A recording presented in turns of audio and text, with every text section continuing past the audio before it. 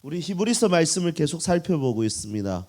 외부적으로는 로마 황제의 핍박, 그리고 내부적으로는 구원을 등한히 여긴 신앙, 이렇게 우리 3주전에 나누었습니다. 여러분, 인생을 살다 보면 질문이 생길 때 있습니다. 안 그렇습니까? 그 질문을 생길 때가 여러 가지들이 있는데, 제가 어떤 글귀를 봤는데 이거 참 보면서 인생은 왜 이럴까, 인간은 왜 이럴까, 이런 질문이 생겼습니다. 여러분, 우리가 보통 그림을 칭찬할 때 어떻게 칭찬합니까? 와, 사진 같아요, 이렇게. 그런데 사진 칭찬할 때 어떻게 합니까? 와, 그림 같아요. 그리고 우리 사람을 칭찬할 때 어떻습니까? 이쁘장이 생겨서 와, 인형 같아요. 그런데 인형이 진짜 잘 만들어져 있어. 와, 사람 같아요. 이 질문이 왜 이럴까, 인간은. 그리고 집밥을 칭찬할 때 어떻게 합니까? 와, 이거 가게에서 팔아도 되겠어요.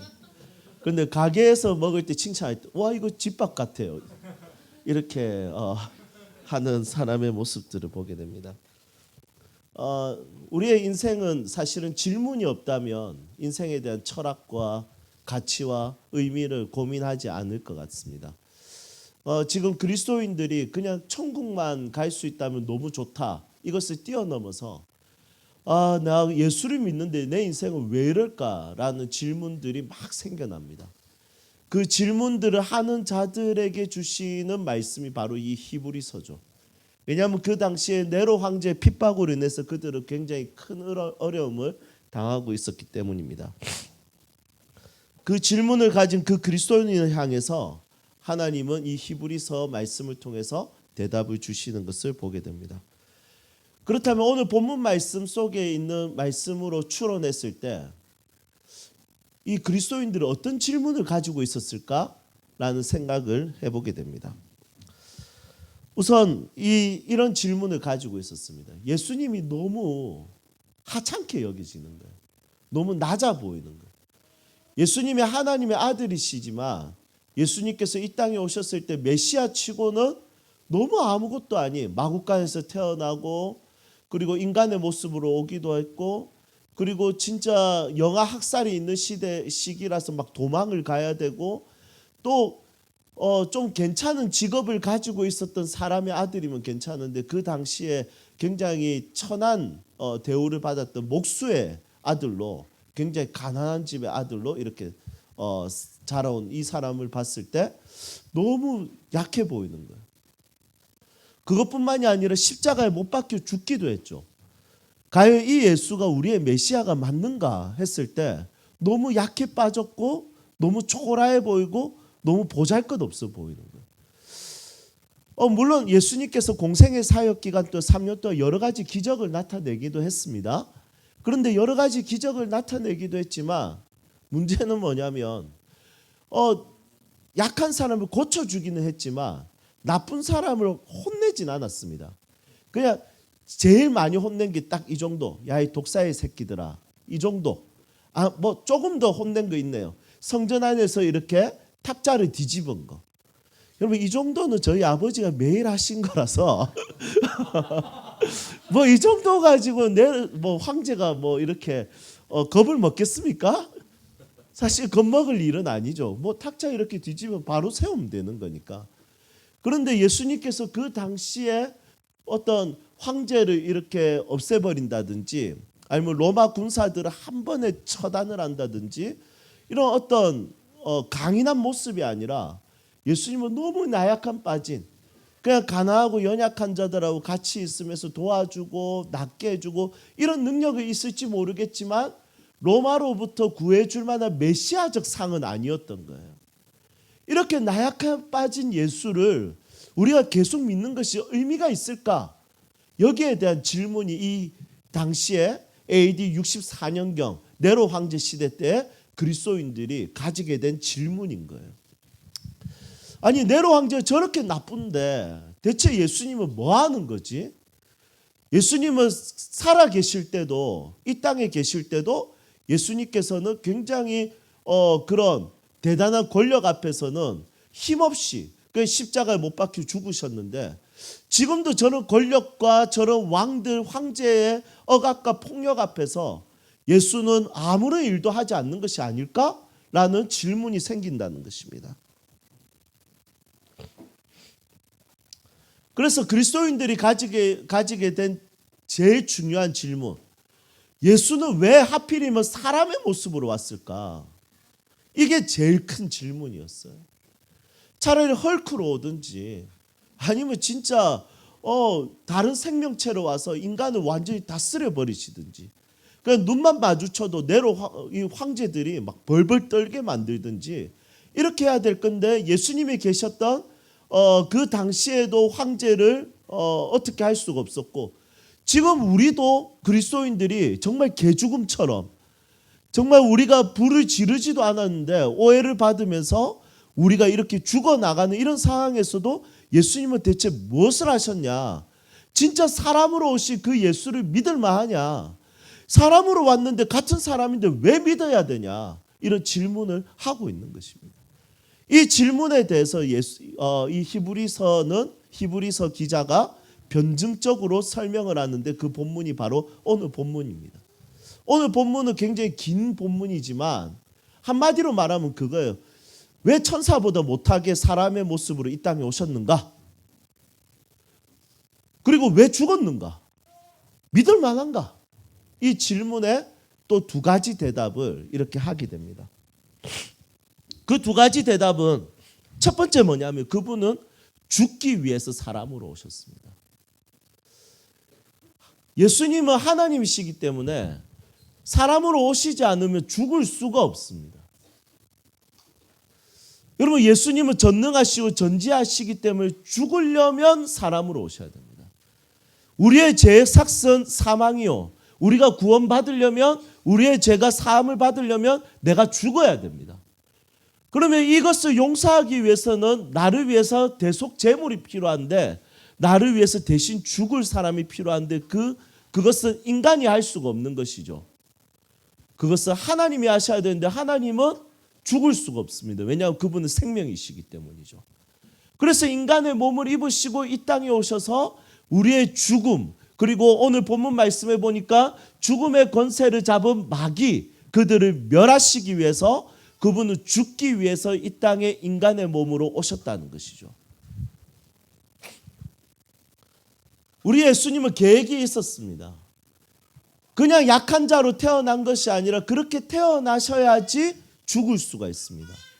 예수님은 너무 강하시기 때문에, 예수님은 너무 위대하시기 때문에 그분은 죽지 못하십니다.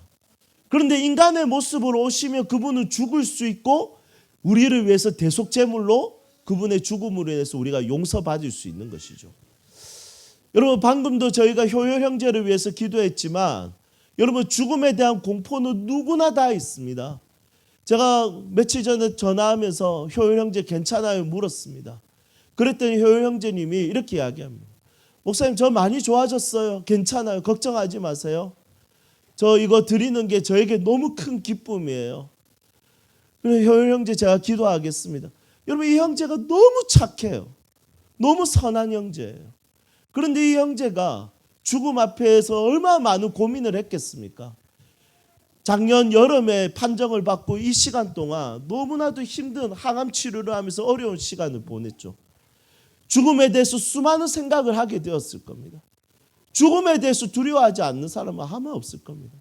제가 이번 주에 우리 김주은 집사님과 대화를 하는데, 또 저희가 또 가족이지 않습니까? 그래서 제가 이런 이야기를 했습니다. 요즘에 아이가 죽었다라는 이야기 들으면 너무 막 심장이 터질 것 같은 거예요. 왜냐하면 한결이 한별이 이래 생각하면 욕할 뻔했네요. 죄송합니다. 진짜 좀 그래요, 진짜. 여러분, 죽음이라는 것이 어떻게 설명하면 좋을까요? 이별하기 싫은데 이별해야 되고, 이 죽음에 대해서 두려움도 생기고, 내 존재가 어떻게 되지라는 어떤 갈등이 생깁니다. 죽음에 대해서 고민하지 않는 사람은 아마 아무도 없을 겁니다. 죽음 뒤에 우리는 어떻게 될 것인가? 나는 왜 죽을까? 난 과연 죽음을 감당할 수 있을까? 요 근래 혹시 죽음에 대해서 생각했던 사람들도 있을 것 같아요. 그런데 이 인간의 본질적인 이 죽음에 대한 문제를 예수님께서 우리의 구원자가 되시기 위해서는 죽으셔야 됐던 거예요. 우리를 대신해서. 그런데 그분이 죽으시는 방법은 다른 방법이 아니라 그냥 성자 하나님 그대로 있으면 죽지를 못하세요. 그래서 인간으로 이 땅에 오셨어야 됩니다. 이게 첫 번째 대답이고, 두 번째 대답은 뭐냐면 오늘 본문 말씀 18절에 나와 있습니다. 18절 한번 같이 볼까요? 우리 18절 함께 읽겠습니다.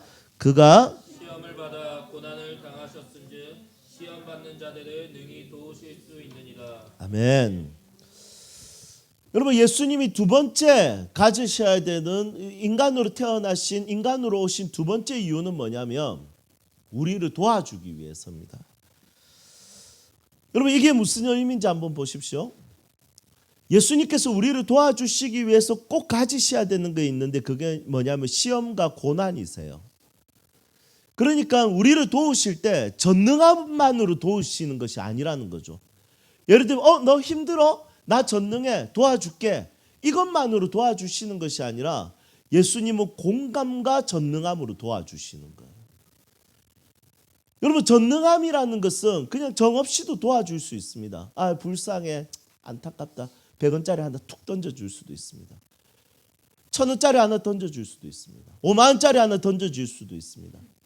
그런데 이것은 정없이도 다 할 수 있습니다. 기업들도 실제로 그렇게 하고 있습니다. 기업들도 기부금 영수증이나 이런 것을 위해서 이 땅에 가난한 자를 돕는다든지 보육원을 돕는다든지 이런 것들이 있지만 전혀 정없이도 그게 기업이 가능한 일이죠. 그런데 예수님께서 자신의 전능함을 공감 없이 하시는 분이 아니시죠. 예수님은 전능함과 함께 우리를 도우실 때 공감적 능력과 함께 도와주시는 분이십니다. 이 부분에 있어서 뒤에 계속해서 다루고 있죠. 왜냐하면 히브리서 이 말씀 자체가 우리의 고난에 대한 이야기거든요. 그런데 예수님께서는 우리를 공감하기 위해서 가장 필요했던 것이 뭐냐면 자신이 직접 이 고난과 시험을 당해봐야지 진짜 공감할 수 있는 거예요. 여러분, 우리가 만약에 문제가 생겼을 때 나를 공감해 줄 수 있는 사람은 누굴까요? 여러분, 저는 이 땅에 이제는 임용고사 떨어진 사람들 공감을 제일 잘해 줄 수 있는 사람은 보라자매라고 생각합니다. 그 전에 누구냐면 우리 김지연 사모님이었죠. 왜냐하면 삼수했으니까. 알고 보면 그렇게 천재는 아니더라고요. 여러분, 한번 떨어져서 힘들어하는 사람, 우리 삼수한 우리 김지연 사모님이 괜찮아. 한 3번 정도 쳐야 붙어.